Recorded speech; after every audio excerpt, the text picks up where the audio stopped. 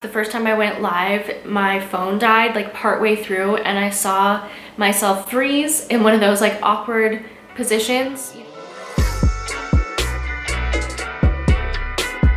Hello and welcome back to my channel. My name is Megan if you're new, and I'm a social media strategist and coach. I love talking about habits and mindset, growing your online presence, and just finally going after your dream life. Today's video, we're going to be talking about how to host a successful Instagram live.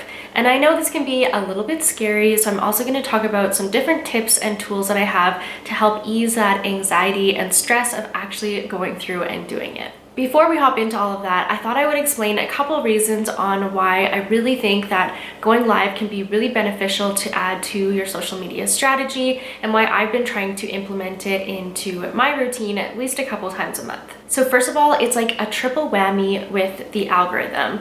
Not only do you have the added benefit of being pushed to the front of the line on the stories, it also usually notifies people that you've gone live, and it helps keep people on the platform. And Instagram is always going to be happy when you're keeping people on the platform. You're really inviting engagement. You also have the ability to repurpose this content in a few different ways. So you could save it to IGTV, you can save it to your feed if you wanted to. The second benefit is that it really gives you that opportunity of real, true connection with your audience, and you get to be a little bit more yourself, even if they're seeing you be a little bit nervous. I think there's so much value in that transparency and that kind of vulnerability of being live and one-on-one with people. And especially as your community grows, I think there's just nothing that really compares to having that access to somebody where you can instantly ask them a question and see their face and see their eyes and feel like they're really talking to you in terms of responding. Going live also really gives you that opportunity to share your expertise and your knowledge. It helps to position you as an expert in the field and to be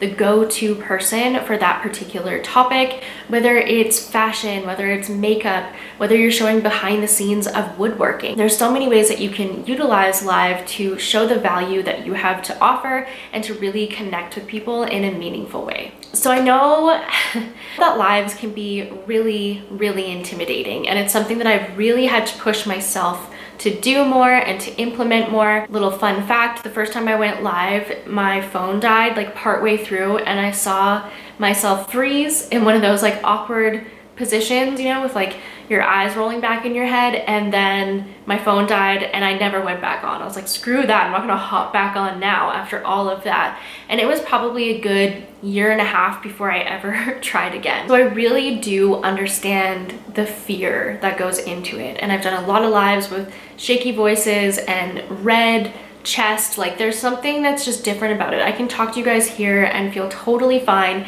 but going live is just a different beast in itself. So just know that it's gonna take a minute to get any kind of comfortability there, but like anything, we have to just try, and the more we do it, the more comfortable we'll get, the more tips you kind of learn along the way to improve. So I do have a couple of different suggestions on how you can kind of ease up this anxiety and make it a little bit easier on yourself. I would suggest doing some sort of announcement and letting people know that you're going to be going live.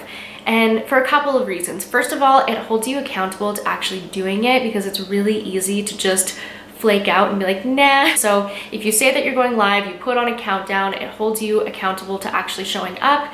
And if you do use that countdown feature on Instagram, then people also have the opportunity to set a reminder for themselves that you're going live. It will notify them when that timer goes off, and you have more opportunity and chances of people actually joining in on your live.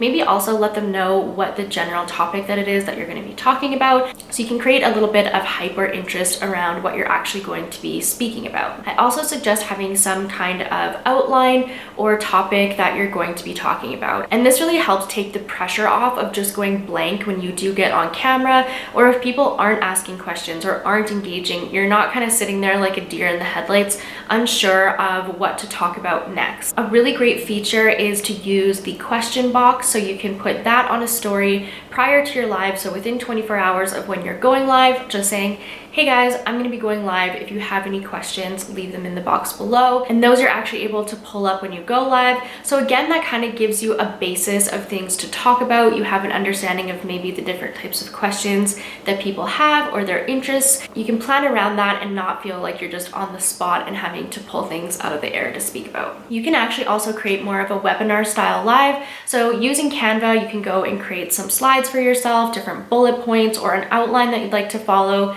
Save those to your camera roll, and then those photos you can actually pull up in your live and click through them as you go. That gives you something to follow. It helps you so you don't forget what you were wanting to talk about or certain points that you want to make sure that you talk about. Also ask just 1 or 2 friends to put it in their schedule, let them know when you're going live, and just having those couple of friendly faces, knowing that those people are there is really comforting. You can kind of go into your live just with the idea in mind that you're speaking to those particular people, that you're teaching those particular people, and anybody else who shows up is just a bonus. And if anything else, if it all goes terribly wrong, you have a friend that you can laugh to after and that can comfort you or give you just genuine feedback on how you did. So I hope that you found this video helpful and then it gives you a little bit of a push to go ahead and try this really great feature. Let me know down below if you do try any of these tactics or if you are going live. Let us know when you're going to be going live so we can check it out. If you'd like to catch my Instagram lives, then give me a follow at Megan Krepakevich. If you did like this video and found it helpful, I would love if you gave it a thumbs up, give it a thumbs down. If you didn't enjoy it, I always want your genuine feedback. And other than that, I hope you're all doing so well and I will see you next week. Bye guys.